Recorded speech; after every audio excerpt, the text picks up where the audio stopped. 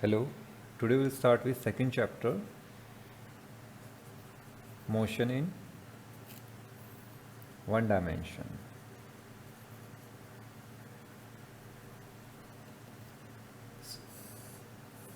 So before discussing what does motion mean, what does one dimension mean, we discuss few terms related to it.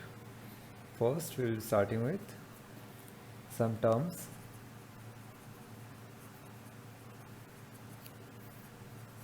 related to motion.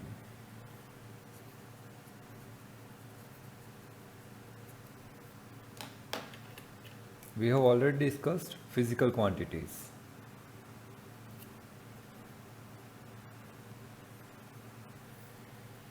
So what does physical quantities means? Quantities which can be measured. Quantities which can be measured.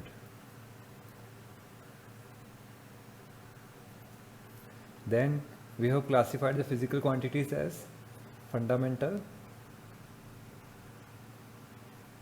quantities and derived quantities. Derived physical quantities, derived quantities. Fundamental quantities, those physical quantities which are independent of other quantities, other physical quantities. Derived physical quantities, the quantities which are dependent on other fundamental quantities. Now we'll be discussing one more classification of physical quantity. It can be divided into two categories. One classification we have already discussed, that is into fundamental quantities and derived quantities, whether they are dependent or independent physical quantities. Now it is another classification, and here these physical quantities can be divided into two categories. They can be classified into two categories. They are scalar quantities or simply we can call them as scalars. And the second, vector quantities.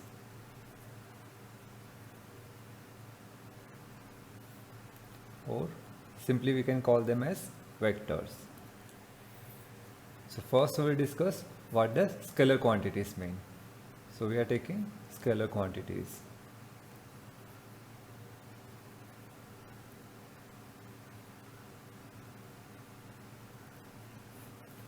For example, length, we measure some length and it come out to be 5 centimeter. The length is 5 centimeter, where 5 is the numerical value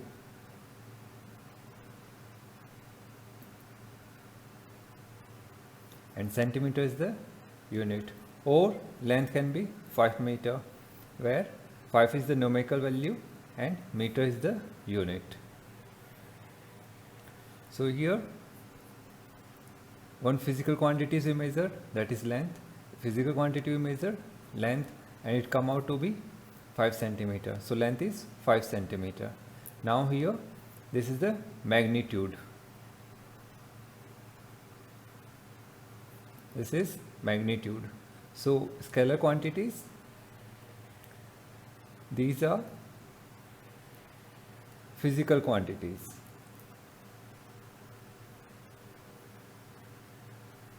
These are physical quantities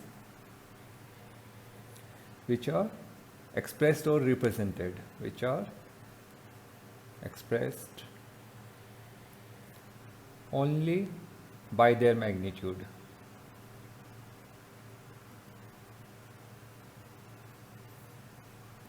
For example, mass is 5 kg. So 5 is the numerical value, kg is the unit. We are measured in kg. So this is the magnitude of particular thing. For example, sugar we are measuring. Sugar mass we have taken, it came out to be 5 kg. So the magnitude 5 kg, it represents a scalar quantity. It represents a scalar quantity.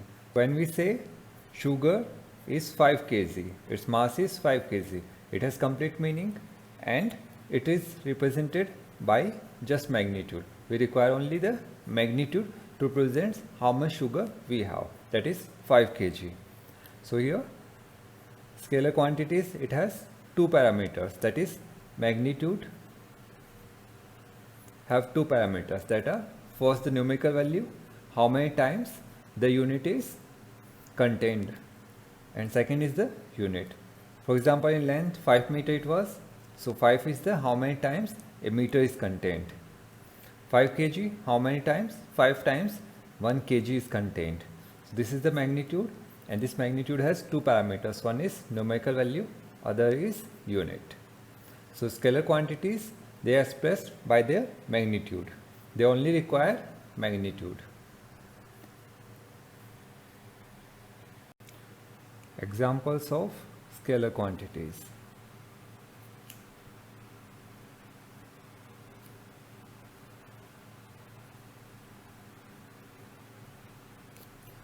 Length, it's a scalar quantities. For example, 5 meter or 2 meter or 7 centimeter. And when we write 5 meter, 2 meter or 7 centimeter, it has complete meaning. It is scalar quantity. Length, mass, time, pressure, etc. They are scalar quantities. They are scalar quantities. They require only the magnitude to represent them. These physical quantities can be represented by their magnitude only. We don't require direction here. So these quantities require only magnitude. And for example, I am having sugar 5 kg and I added 2 kg to it. So total will be 5 kg plus 2 kg, that is 7 kg. Scalar quantities, they can be added, subtracted, multiplied or divided by simple arithmetic method. They follow simple arithmetic methods. Arithmetic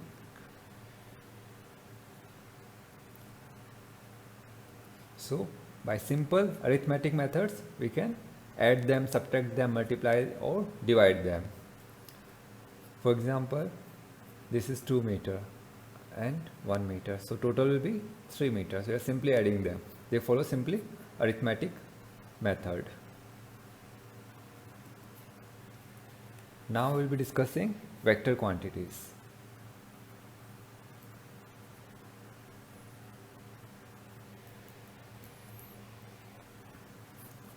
Scalar quantities, they required only magnitude. They required only magnitude. But vector quantities, they require one more parameter. So these physical quantities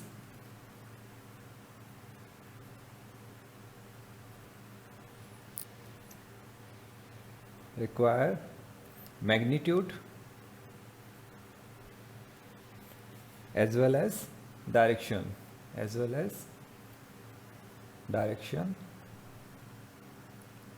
to represent them.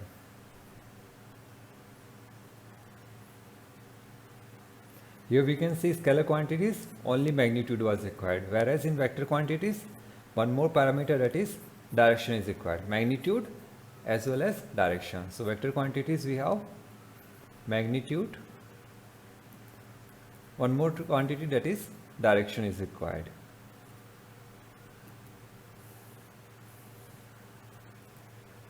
So vector quantities require magnitude as well as direction. For example, take this direction: east, west, north, south. Person started from here. This is the initial position, we represent as O. It is moving due east and stopped here, and he covered the distance of 5 meter. He or she covered the distance of 5 meter. This is the final position.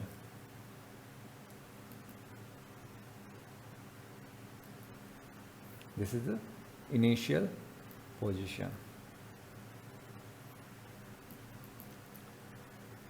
So if we say a person moved 5 meter, that is the distance of 5 meter, that will be a scalar quantity. But if we say person moved 5 meter due east, so 5 meter due east, here we have the magnitude, this is the numerical value,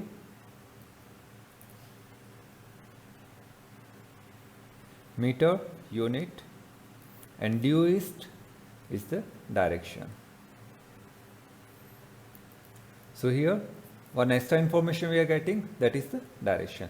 A person moved 5 meter due east, that is towards east. So we are having direction. So in vector quantities we have magnitude as well as direction. So some of the vector quantities which are weight, that is the force with which the earth attracts. So it will be always towards the center of the earth. So weight have the direction. Second, force. When you apply force, pull or push, that is also have direction. Acceleration, displacement,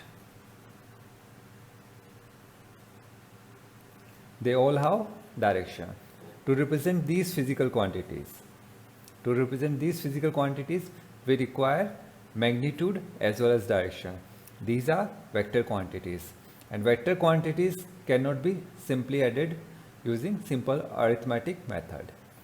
They follow different algebra. Now we discuss representation.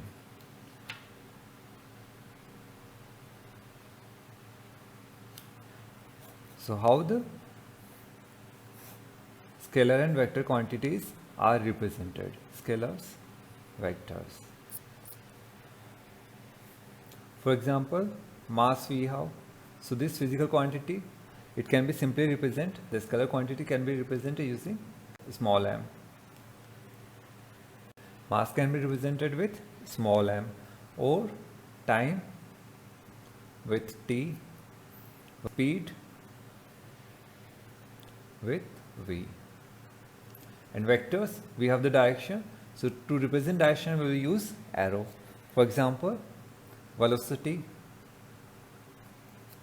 speed does not have direction, whereas velocity have direction. It will be represented by v with a arrow or with bold v. But we mainly prefer this notation. Acceleration, a with an arrow or bold a. Distance is a scalar quantity, it is represented with capital S. Displacement, it's a vector quantity, and it is represented with capital S with arrow on head. One example I take in vectors. Force. Force we know it is a vector quantity. It can be represented with capital F with an arrow. For example, this direction I am taking positive direction, and this direction is negative direction. So if force is applied, for example, F1 is applied in this direction. Force is applied F1 in this direction.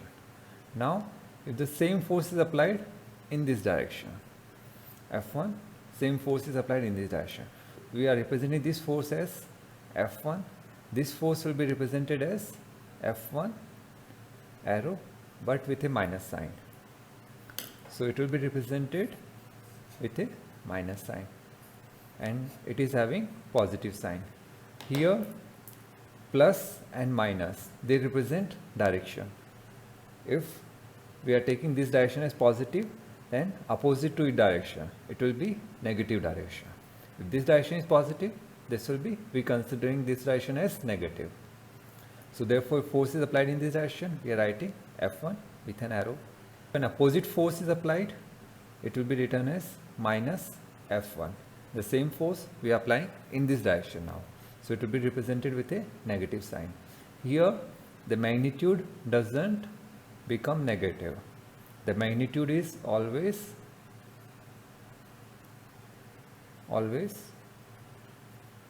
positive. That is the numerical value. Numerical value is positive. This negative sign, it represents direction. Here we can put plus sign or we don't put. It represents this direction only, plus direction only. Negative sign represents direction opposite to this force direction. It represents opposite to this force direction. So these two forces are in opposite direction. They are in reverse direction. So if one force is in this direction, this force will be in this direction. They represent opposite forces. And negative sign here represents direction. So in vectors, the magnitude, that is the numerical value, is always positive.